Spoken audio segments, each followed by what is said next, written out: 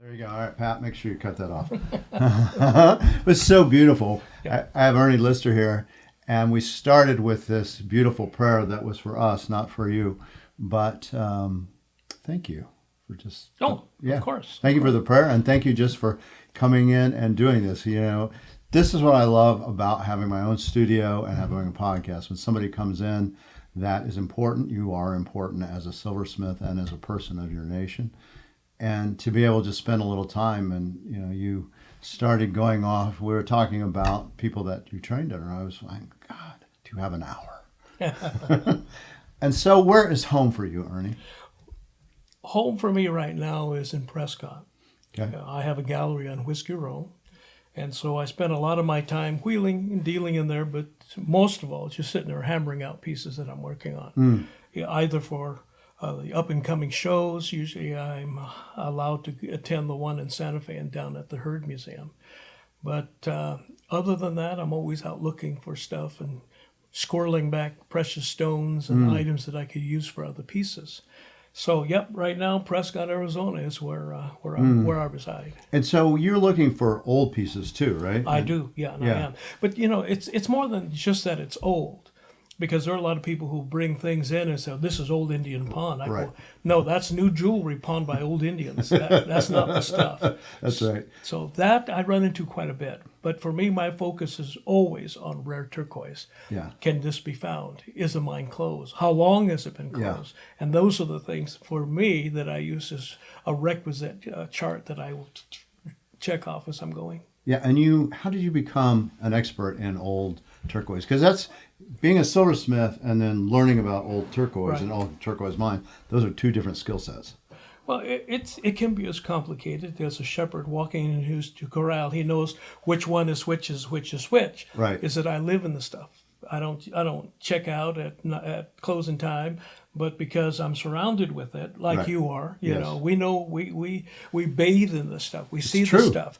And so, as a result of that, plus, my research, I got a lot of books that I can sit there and try to cross-reference, and then I have friends that are actually in the business of cutting gemstones. Right. And then I'll show a picture. I said, what is this? Is this Godber? Or is this a new version of Dry Creek? What is this? And they said, well, it's more of the earlier event, which is Burnham. I go, I should have known that. 28 or 29, that mine was, right? Yeah. And so that's how you know it. You bump into it, and you have conversations over it, because you don't use yourself as the capstone. Right. I read one time that somebody says, a man who says that he is self-taught has a fool for a professor. For a professor. Yeah, and we know for a fact you had, and we'll talk about it in a little bit, some of the mentors that you had. Yes. Not only, mentors that you actually are wrestling with on a day-by-day basis, but also people that you encounter and that you see them and you know them and use them as one of your sounding boards. Yes. So that's the whole thing. There's, in this business, especially for those who really can hit their butts with both hands, it's those people who use other people as a reference. Yeah, that's right. That's a very important thing. That's very important. And that's having these relationships that you can do it. Yeah, but the flip side of that is this. I have people who will come up and say, I want you to teach me. I said, no, you don't want me to teach you, because the technique I use is very much which technique they use when they're training to be a medicine man. I said, and that you don't want to do. That's it's not an academic setting. You don't get a grade for it, but you sure going to be running around like an errand boy and a little squirrel doing this and that and the other. And I said, you don't want to do that, and I don't want to do that anymore. I'm just too old, too tired. But yeah, it is an important component of your life, is the ceremonial component. Yeah. I mean, we started off with a blessing, basically, or a song, as we sat here. Yeah. I think me sharing that with you is not for the ethnographic aspect of it, I get that. But being able to say, I can actually hit my butt with both hands. I've said that before, but there are certain skills that you have to harness, and it has to be brought into your life that you use as your personal standard, things that you are reminded, not a new tool from some silver shop, but something that is just, if you diverge from that, then you're losing your moorings. You don't have that. You don't have that anymore, and it won't be long. It won't be long until you're off picking roses somewhere else. Yeah, it's that energy flow. Yeah. And it's everything, right? And that's what we were talking about. We were talking about lineage and how Right. that's so important. Right now, we are being kind of, what word do I want? Diluted. That's a good word. The art of smithing is becoming diluted by people who claim lineage or claim that they really know how to do it when no, not the traditional way. There's a certain way that's done. If you're going to make moonshine, make sure you learn how to make moonshine out in the Ozarks. Right. But from the people who did. No, Yes. I did. I sat there and met my aunt's father. He was a medicine man, and I met him years ago, probably about the year 1974. And I didn't know who he was, not until much later. I didn't realize who he was. And for years, I would go visit my aunt, and during the wintertime, he would come out from where he was living in Pine Springs, Arizona, and he would come, and he'd be sitting at the table, and I'd come in and use my aunt's tools and make things, things because you have a few hours on your hand and you want to hammer some stuff out. And he was there, and he would come over and stand behind me, and he would sit there and go, son, that's pretty good. I like that. But next time, you should try this. Now that relationship lasted from 1974 until 1986 when he passed. So during those periods, that was it. He said, have you ever done this? Have you ever tried this? Yes. But it wasn't him standing in front by the board. He was behind me looking at my mistakes after I did it. He says, I like how you did this, but next time you should try this. We used to do it like this. Do you think you can do this? And so as a result of that, I said, okay, because right now there are far too many crybabies. You can't critique their pieces without them falling apart. And nothing I can do about that. Just don't ask me. If you don't want to know, I'm the wrong person to ask. Yeah, interesting. And so just I don't want to know. But the importance of bringing up the issue of lineage is because you're starting to dilute the necessity for that, of finding someone who knows how to do that and actually has the proper connections. That man, his name was John Burnside. He was of Diné, the Folded Arm Clan, but he was the father of my aunties and their Honagani. And so he would sit there and talk and chit-chat with me. And every now and then we would, in our continual training session, we would just sit there and chit-chat because I would ask him, do you remember when you first saw the first automobile? He said, yeah, I remember that. It was over here, and I was there, and we were coming back from Gallup in a buckboard, and we saw that it was turned over and the people got killed because they didn't know how to navigate the roads. He said they died out of that. So everyone was a little fearful about getting a Model T Ford in those days. I bet. So, but he would have those extraordinary stories. And so I would ask him, I said, who were your students? And so he said, my cousin, Tom Burnside. Yeah. And he would name different people. But he said, but I also learned from people in that area. He said, I learned things from John Huxley. I learned things from this guy. This guy taught me how to cast using a proper technique. He said, but overall it worked pretty well. I said, but who really taught you? Yeah, I said, I noticed there's some really heavy silver being used here. And he says, I learned from two people. One guy was named Che, which means red left hand. And so he said, I learned from him, and I learned from a guy by the name of Hastin Ba'adowe.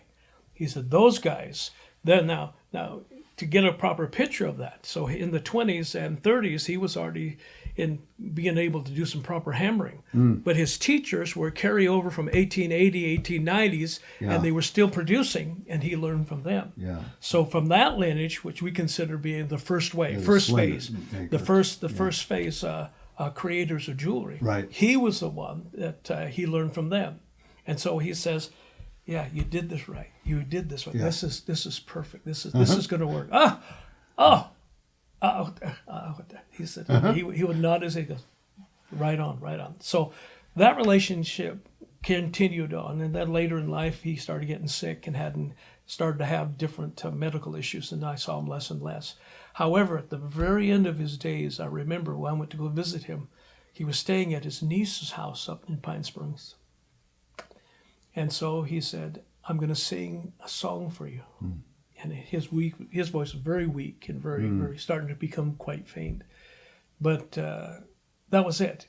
It was like you said, it began with a song and it was ending with the song. Then after that, I went to go see him when he was going over. Right. He died over in the Fort Defiance Hospital. Yeah. But he was to me, he was an extraordinary teacher. And I always tell people, because in Navajo teaching scenarios, I will tell him, he never got mad at me. Because medicine man says, not that way. That's not how it's done. You're supposed. I don't know how many times I told you, don't do it like that, and you still do it. Right. And so he never got mad at me because I would show it to him and says, Disha, go,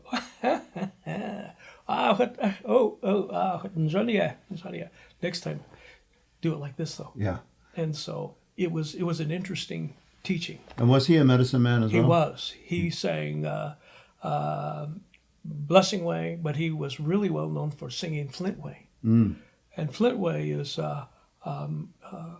one of the main focuses. It's one of the life way chant ways, but it was predominantly for broken bones.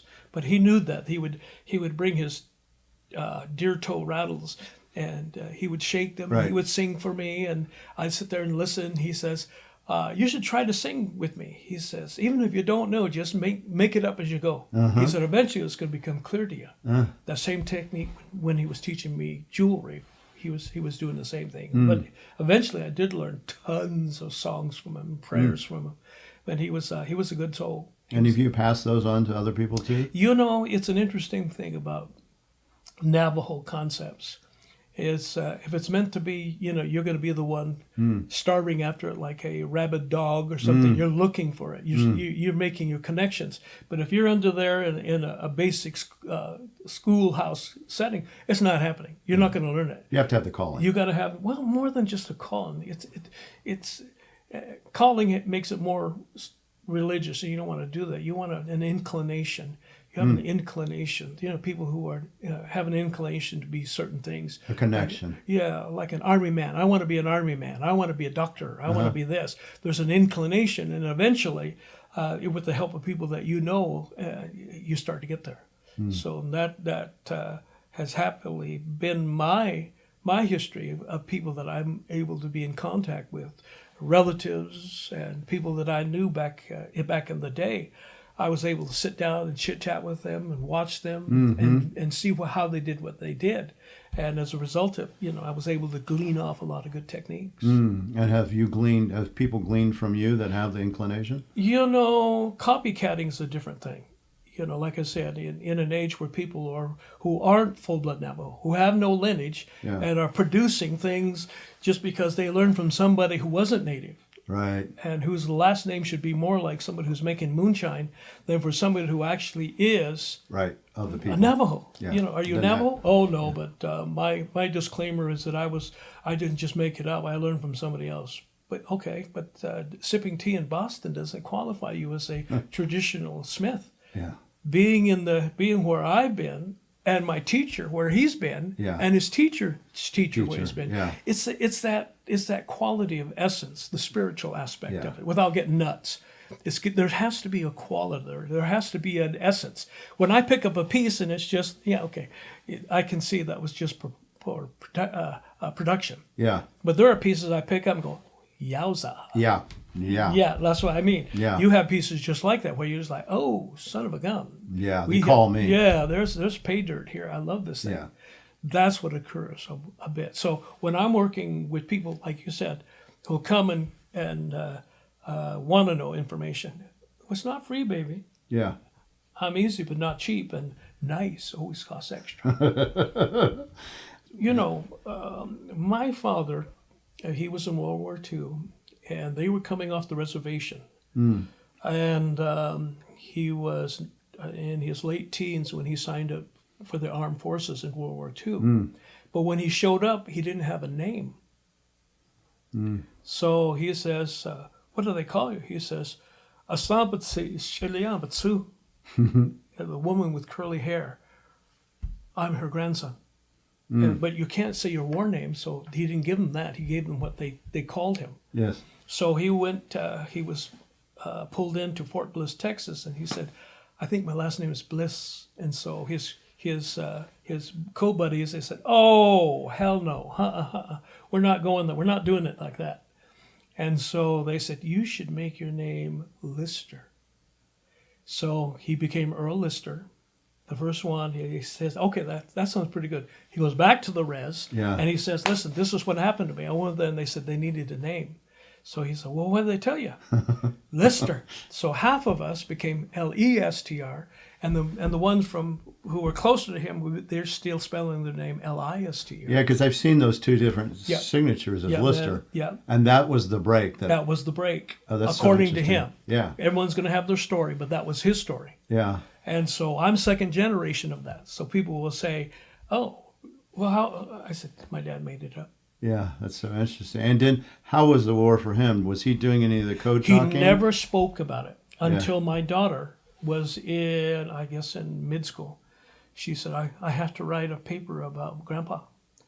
And so we went over to go see him.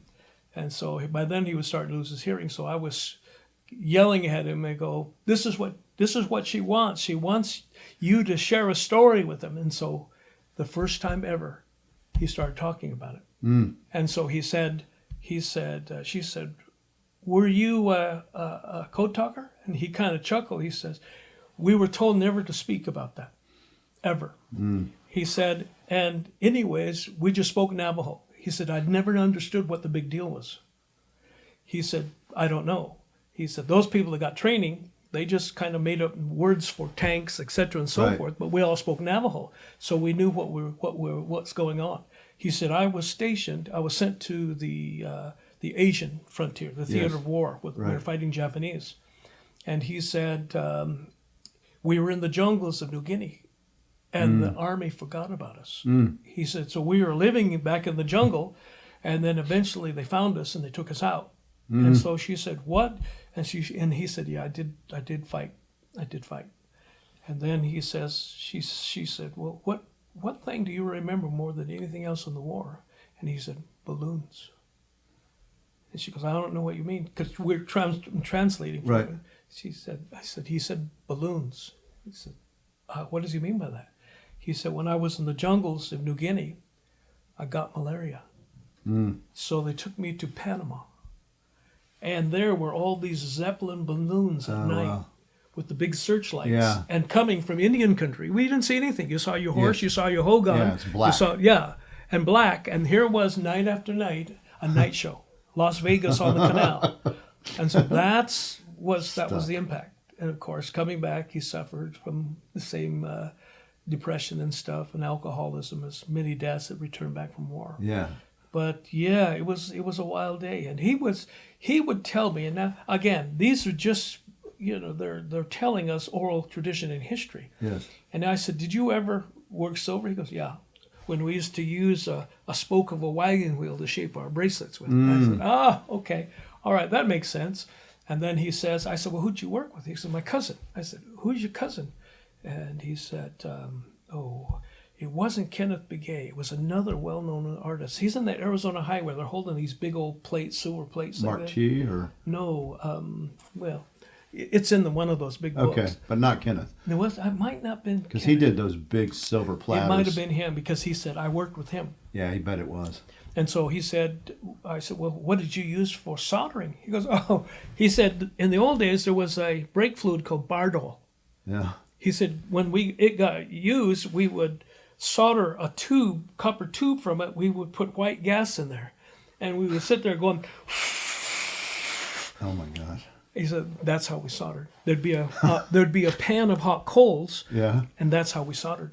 Oh my God. And said we would use terms. He was using weird terms. He said we use this white substance to make it with a copper and brass brush to work on polishing our jewelry. Mm.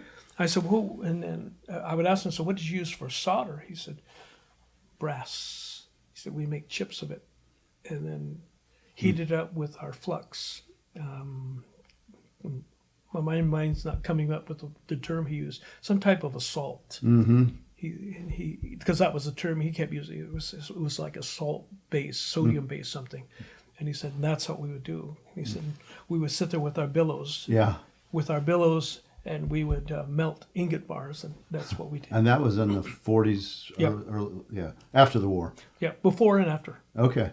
So it was before. So he was making it even before. Yeah. So that tradition was there. And what about his father? His father, it's a weird thing about Navajo culture. That's why they ask you what your clan is. Right. Because then that puts an anchor to their thinking. Yes. And so it could be somebody. And so, because the type of life it was, they would say, well, who's your dad? And then you'd say, it's this group or it's that group. Right. And so his group, they were called the Black Street Timber People, and they were from the Navajo Station area.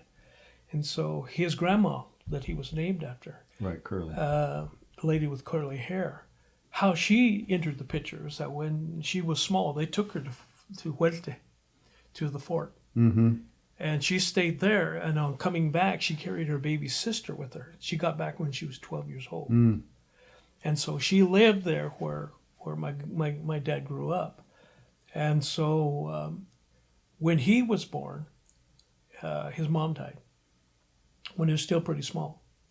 And so his dad came over, hearing that, from Navajo Station on horseback, picked him up, threw him in a gunny sack, and took him back to be raised there. And it wasn't long until old Grandma Curly Hair heard that they were mistreating him, that he was just dirty, just eating scraps. And so she climbed up on her horse, went over there, raised Cain, and said, I'm taking our baby back. So she scooped him up, put him back in another burlap bag, and she brought him all the way back, and she raised him. Wow. She was a tough girl. She was a tough girl. Yeah. She was a tough girl. Did you ever know her at all? No, I never did. Yeah. I didn't know none of my grandparents. They were all gone by They the were time gone by the time, I came around. And so where did you grow up in? So area? going from that, making the connection from when Navajo started flooding into areas trying to find employment, because what they used to do, and that's becoming canceled. Right. It's no longer money making. Yeah. And the money was out here. And so he started following the construction Your dad. circuit, Yeah. whether it's building oil wells along the coast in California, or building the Glen Canyon Dam, or even digging uranium. Each one of those projects he was involved in. And so when they were out in California, that's where I popped out. But I was raised in Prescott from 58 until I left. So, but our home was the res. Yeah. Navajo was spoken there. The stories were there. The songs were there. This was there. This is what to stay away from. Don't go here. Stay away from there. That part of socialization was every day. Yes. And so, yeah. And he was traditional? He was very traditional. Yeah. Yeah, And your mother? Very traditional. Yeah. But, they had their religious labels on them because they grew up around those things in boarding schools. Yeah. Did they go to boarding schools? Yeah, unfortunately. Yeah. My dad, his stories are pretty scary about how they caught him, and he said, and they used to horsewhip on me, he said. And they threw me in the back of a buckboard and took me to Loop boarding school. And he said, don't let him tell you different stories. He said it was a stockade. With guards on the four corners, and he said, and we'd run away all the time and head back, and they'd come looking for us like runaway robbers. Yeah, like prisoners. Yeah, he said, and they would drag us back. Wow. He said, of course, cut my hair, beat us for small infringements of the rules, and no Navajo spoken and stuff. And that was the reason why, when we were raised, he says, we're not going to put you in boarding school. It was a horror. What's the point of us sending you to a concentration camp again? So he specifically kept you out. So we kept out, and so was able to manage and make connections and understand what the dominant culture was about. Yeah, and you were also able to speak your native language. Oh, yeah, of course. Yeah, I mean, you're a native speaker. Yeah. Yeah, and so when you graduate from high school, that was where? In Prescott. It was. And what did you think you wanted to do at that point? You don't know, because there were still no opportunities. Yeah, so what do you do? And so, working with churches and working in that, because that's, when I was a child, the Navajos would come off, limited this and limited that. They come off the reservation, they end up picking carrots and onions with the Mexicans down in Phoenix and different places. Right. That was the only job opportunity that they qualified for. So when I came out, there was nothing around. You really had to have proper smarts to get into a college. Mm-hmm. And so you picked up work where you found it. And so as a result of that, I was able through the church to meet a lot of people that we talked about, because meeting my relatives, it was like coming from Prescott to drop you back on Indian country. Right. And so first landing in Shiprock, Okay. where I met my wife, then ending up in Gallup, and then being exposed to Zuni, Navajo country, Pine Springs, all the Right. different places. Right. Other silversmiths. Yeah, and as a result of that, you pick up needed education, and so as a result of that, you're amassing all this information, Yes. technique especially, Yes. because they would say if you ever should run out of this, do this, try this. Did you ever work as a bench silversmith in any of those No. places? Yeah. Just me. It's Yeah. always been me. Like I explained to you, I'm kind of like a hermit. Yeah. I'm not doing that. I'm not good. Yeah, I wouldn't think you would, but when you're young and you're 20 or you need to make money, Nah. and were you making jewelry at? I've been hammering and working jewelry since '68. Okay, how old were you then? I don't know. I was probably When were you born? 53. 53. So So I must have been in my Yeah. early teens. Yeah, And started learning how to yeah, you're 15. wrangle with a acetylene torch and Yeah. grinding off your fingernails. Right. Cutting a stone. Right. But I lucked out in meeting people who knew how to do that. Yes, and you obviously had an aptitude for it too. I mean, I've Yes, seen it your was an inclination. Yeah, because I see your work, and it's you're one of the best silversmiths. Oh, thank you. Period. I mean, just period. And so that was there. Was it always obvious, you think? I mean, your teacher, your mentor saw it, it seems like, that you had a skill set that was a gift. That's an interesting thing. I think I'm still grappling with that today. You still meet people who are actors who still get stage fright. I think the same thing is applicable here. I'm just like, so and so is much better, and so is way better. Oh God, I don't know where they find these elements they're using to create these incredible pieces, and I'm still out the back sawing wood, still chopping wood and packing it into a wood stove, so to speak. Yeah, I think a lot of great artists are that way, though. Yeah. I do, whether actors or writers or Right. silversmiths, whatever it is, that they always feel like they could do better, that they could be more creative, have other things, and so that doesn't surprise me that you would have that sense that I need to work to be better.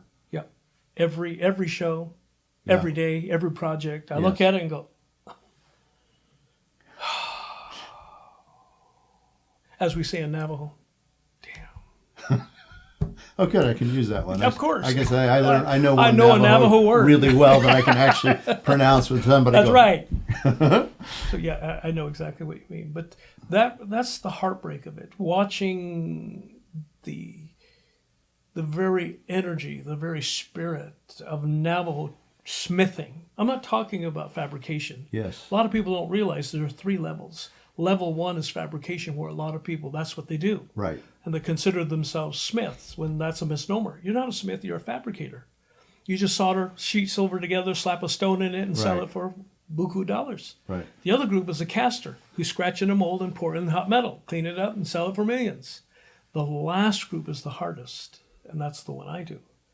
And that's where you start from scratch. Mm-hmm. The Japanese call the technique wabi-sabi, Mm-hmm. making beauty out of scraps and broken pottery and putting it back with gold. Yeah, just making it what it once, even kind of like making it better than what it once was. And that's what smithing's all about. When people, you always bump into people who just strutting their stuff, and I made this, okay. And I kind of want to just reach into a scrap box or a fistful where there's some Say, do usable. this. Said, I'm gonna sit right here. Make me something. Yeah. I said, well, I'll leave no. Make me something. I said, do you want me to make you something? I can. But everyone who watches me, they usually fall asleep because it's not an easy process. Yeah.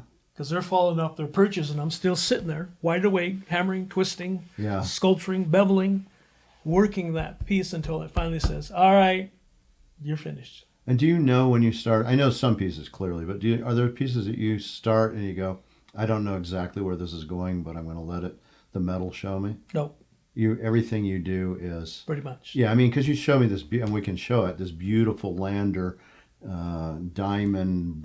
It was a brooch. Yeah, it was. And what that was during COVID. Mm.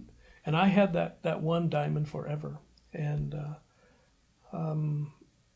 it was getting pretty bleak because where we were at, they shut down the gallery area for 4 months. Mm-hmm. There wasn't a car out on that area. Yeah, I remember. And things were starting to get a little better. And so I had some spare gold, and I had those stones, the lander stones, and I had that diamond. So there's a chantway in Navajo culture called So, the Big Star chant, which is a derivative of Ghostway. Mm.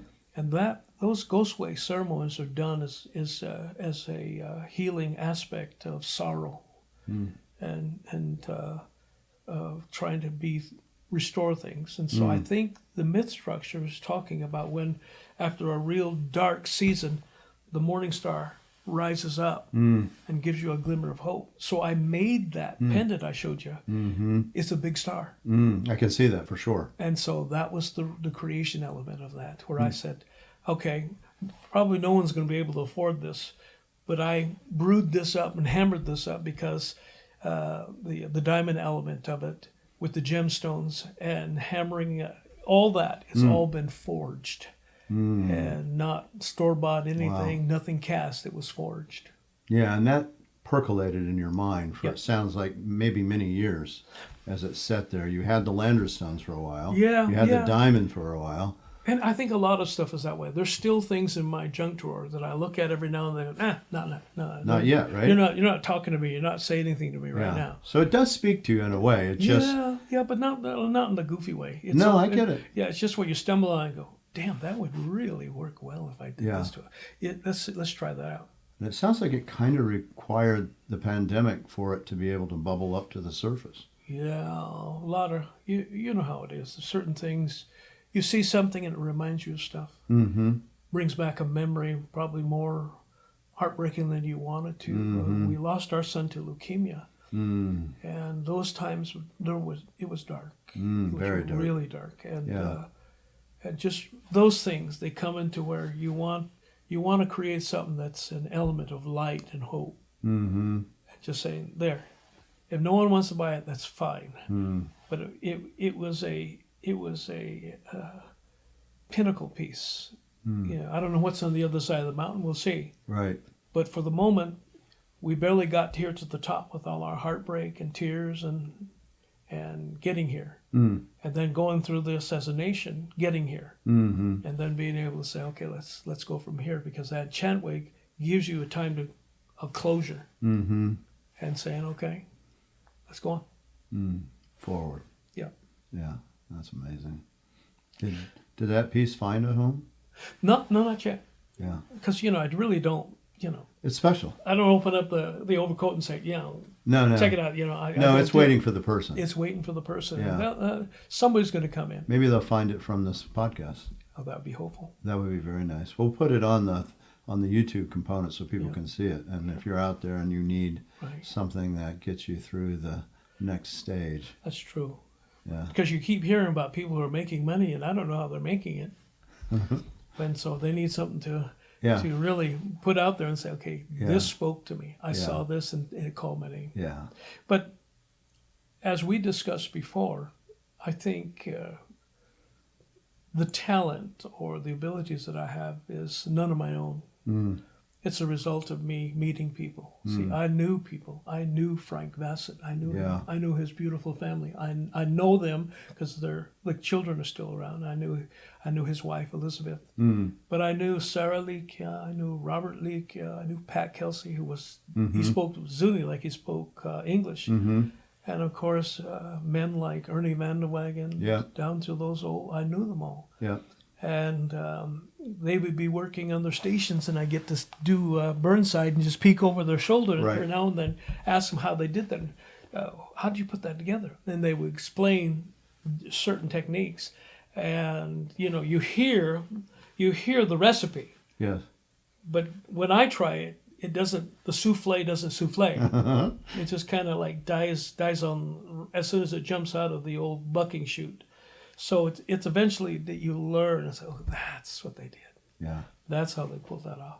And so, carving techniques from, Which you learned from Sarah, right? from Sarah. Yeah. Thank you. It wasn't like do it like this. It was me peeking over there and saying, now how do you do this? Right. She said, turn the wheel this way. Turn your turquoise stone this way. And then when you polish, lean real heavy on it like this. Oh, okay. And so, yeah, beautiful people. Yeah, that's kind that they show you that too. That was, they didn't. They don't have to. They didn't miss Right. it. They And didn't she's have Zuni. to do it. She's- Didn't yeah. have to say anything, but they were very, very kind, very Yes. kind to me. But as a result of down through the years, I've donated for pretty liberally for their functions and for payment schedules for different. Give that. For things that had to be done for goyamshis and stuff. It's what I wanted to do. Yeah. It wasn't necessity, not a necessity. It was what I need to Yeah. help them out, pull this Yeah. off. I think maybe a necessity for you True. to give back. True, you have to. I mean, there's nothing for free. No. And if you want something worth having, and that was the whole thing with me and Burnside, is that I would always bring him gifts. If it wasn't money, cash, then it was groceries or it was items that he could use. Caring. Things that he would jewelry pieces that he could wear to the next ceremony, things like that, and that kept going on for the longest time. So nothing ever for free. I mean, what's the point? If you think that you just kind of like, well, I deserve it. No, you don't deserve it. No. I lucked out. I met these people. I knew these people. Yeah.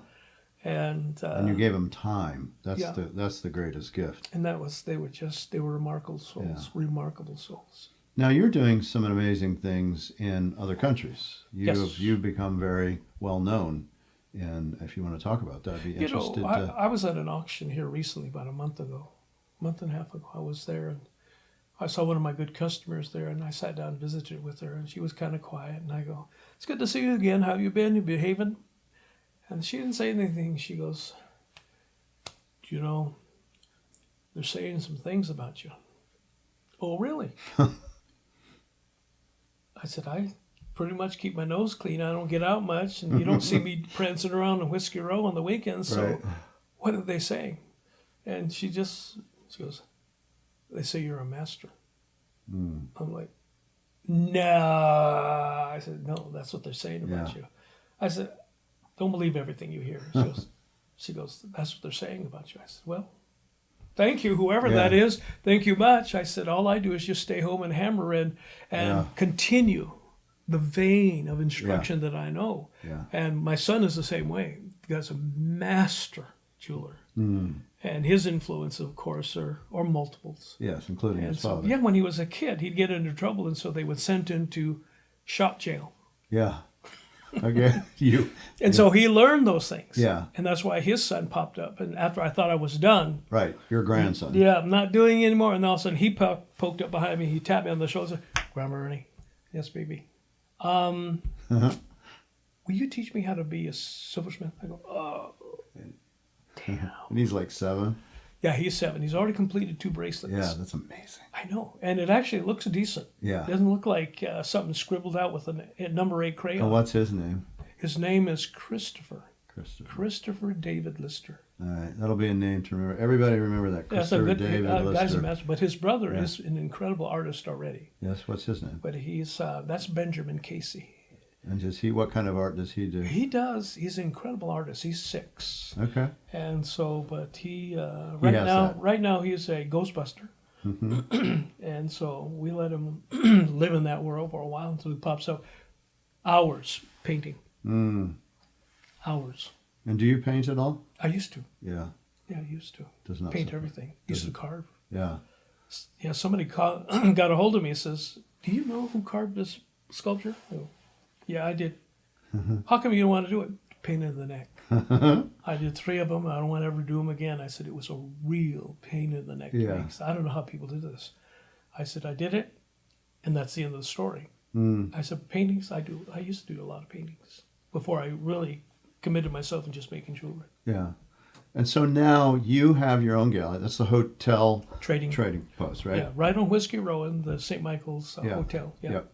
And it has both your work, and does it have other silversmiths' work? It does. It has a lot of different artists, but nothing that really, I'm not running the Hollywood Walk of Fame type of thing. It's what stumbles in, and I have the blessing of it showing up. I picked up, pieces from Kenneth Begay and Mark Chi and stuff like that.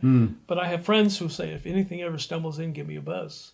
But they're good for it. They're not there just to waltz around. They said, "Yeah, I'll take it." I said, "Okay, all right." And so that's the benefit. Our shop has been there since 1990. Wow, longer than me. So I've only been here since '92. You got me beat. Yeah, so Wow. I'm just staying in there through hell and high water, just there. Yeah, that's right. Recessions, depressions, That's right. on and on. Just Yep. keep popping up. And I've watched a lot of businesses, unfortunately, come and go. Yeah, But we're still there. yeah. And they can buy your silver. Oh, yeah. Too. But I'm always there, hammering away and working on stuff and bashing up my hands and, Yeah. Huh? and working away. And do you have an Instagram account? An Instagram? I don't. Going back to the reference of being a hermit, I don't plug into all those things. But you have a Facebook. website, right? I have a website, but it's only nothing more but for information. Okay. It's information. And They can contact me, so I was I'd going like to to say, order. if people want to get a hold of you, they can just go to your website. And what is that website? Is it your name? Or Yeah, it's actually lowercase e Lister Yeah. 90, because that's when I opened the shop. Yeah. 90 Okay. at gmail.com. That's Okay. lowercase e Lister 90 at gmail.com. Yeah, we'll put it on the podcast so people Thank can you. find that too. What have we not talked about that we should? Let's see. Is there any more grapes that have got to be ground down here? Let's see. Or hopeful things too. Hopeful things. Where do you see this market going? Your son's a silversmith. Your My son is- grandson's a silversmith. Yeah, Or both going of to them, they're doing good, but you don't know what kind of paradigm shifts are going to be waiting for us, and Yeah. what people are going to become valuable or not valuable to them anymore. Mm. You and I, we surround ourselves with Always. what we consider to be treasures. Yes, that's right. And I'm the same way, and it's I'm finding more and more of the generations that are coming behind us, that love and appreciation, it's becoming disconnect. It's just kind of getting thinner and thinner. I sell more. Unfortunately, a lot of my old good clients, they've gone over. Yeah. And so, but then I do have some who are, they're still healthy and alive, but you don't really get that same energy for the teens, 20s, 30s, and early 40s. I don't see that. I don't know about you, but I don't. We see do it. actually. We see it. And you also have all these clients that are in Japan that want your work, I do. right? And there's a lot of young people there that want it. Yes, and that's it. I don't know the data regarding that. I just know that every now and then I'll run into somebody from the gallery, and they'll sit there for a moment and they'll say, "Do you have any idea how famous you are in Japan?" Yeah, that's probably very true, And actually. I'm like, no more than I know how famous I'm here. Well, you're pretty famous here, too, by the way, just so you know. But it's true. They told me Ernie Lister is going to come down. I'm like, oh, well, that's great. Yeah, I'd like to talk to Ernie. Because I think the only time I ever get to see you, you're at Swaya, Indian Market. It's a horrible time to try to talk to people because you're just, first of all, you're there to sell. Yep. And if I'm not buying, it's nice, but move on. Right. Or old clients that have that, respect, and they've earned it to be able to do that. So it's nice to have time to sit here and talk with you in a way that I couldn't at Indian Market. You just burped up something that's becoming a concern for me.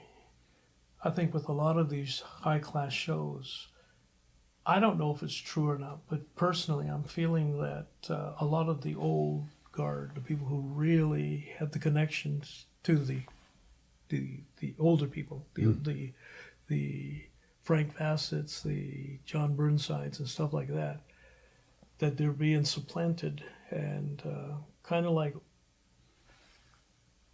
let's put in, Mr. George Jetson with his high-powered techniques and tools, and because this no longer, there's the connection of the original style is no longer there.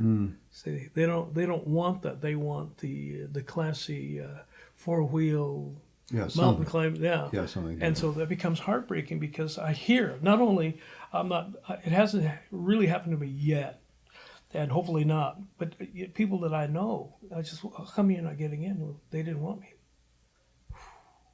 Why wouldn't they not want you? And I guess they're using a thing where they blindfold the people who are looking at photographs and they don't really know whose pieces those are. And then they make their choices based upon that. But they don't take into consideration a master made that. And it may not be things that he produced back in the, when he was 30 and 40 years old, but a master made that. That's right.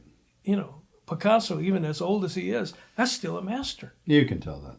And so, and I said, there's still the nuances going to be there. Yeah. The everything. Some of the wildest things I've ever seen. I was like, people bought that. Why would they buy that? Why in the world possessed people to buy that? Yeah. But they do. Yep.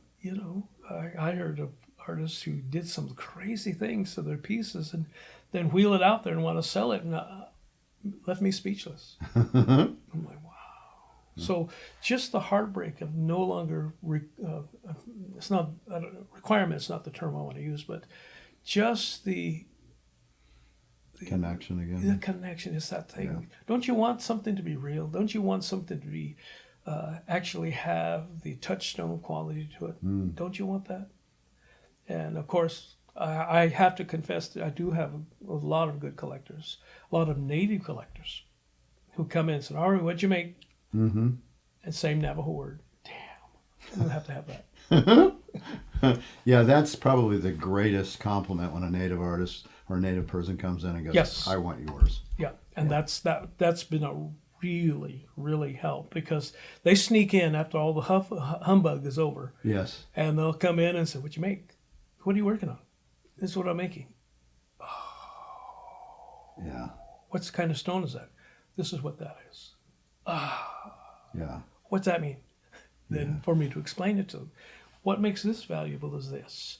I said, as much as I admire that you want that, whenever you have a true purchaser, let's use something more than just the eyes. Because after the fluff is gone and the morning is, the walk of shame is done, you left Indian Market or the herd, and you walk home going, what possessed me to buy this? Okay, I would prefer that you use this. You're right. Of course, use this. Yeah, and then your eyes. Ask the questions. Just say, what kind of turquoise is this? Is this natural? How rare is the mine? Yes. What techniques did you use? What was employed? The amount is really immaterial because when you boil it down, when you pick up a painting, a Rembrandt, a Van Gogh, or whatever, that's just paint. It's their touch, their strokes that turns it into $1 million. Yeah. And you can't get that anymore. And the heartbreak is that realizing that even the things that I'm making, now, you can say you make it. You can say that you make it. I can pick up and say, no, they didn't make this the way it's supposed to be made. Yeah. And of course, that gains for me a bad reputation. Don't show it to me. He's going to talk crap about it. No, I'm just going to look at it and go, thank you. Oh, what's so bad about it? Oh, you don't want me to do it. You don't want me to go there. You don't want me to go there. You don't want to. Just enjoy it. Yeah. Have a good meal tonight. Slam a couple of beers. You'll be happy. You don't want me to say anything about it. Yeah. Well, I think one thing that sets you apart too is your knowledge of stones. Yeah. And that's something all entirely different because you know the stones. Yeah. You know what's good. You know what's bad. You know what's exceptional. Yeah. And that's what you use for your work. Bingo. Yeah. Yeah. And that's a big deal. And on that note, I try to make things affordable too. You do have a group. You have some great quality Kingman, great quality Dry Creek, great quality Godber, stuff like that. It's usable. It's okay.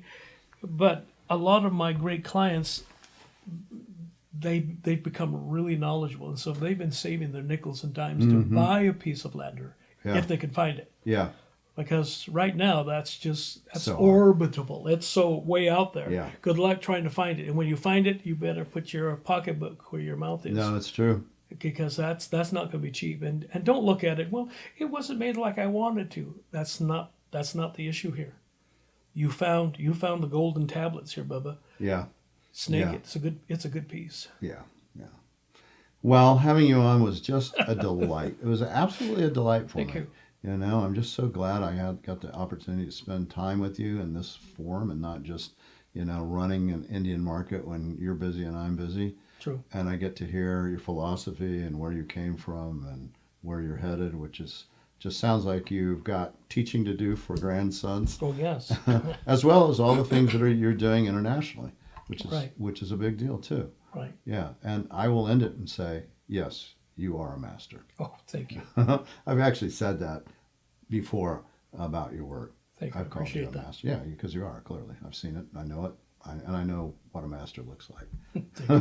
And now I'm glad to know a master also has the qualities that you have as a human being. Thank you. All right. I can't. Thank you. Absolutely delightful. Thank you. I want to show you some of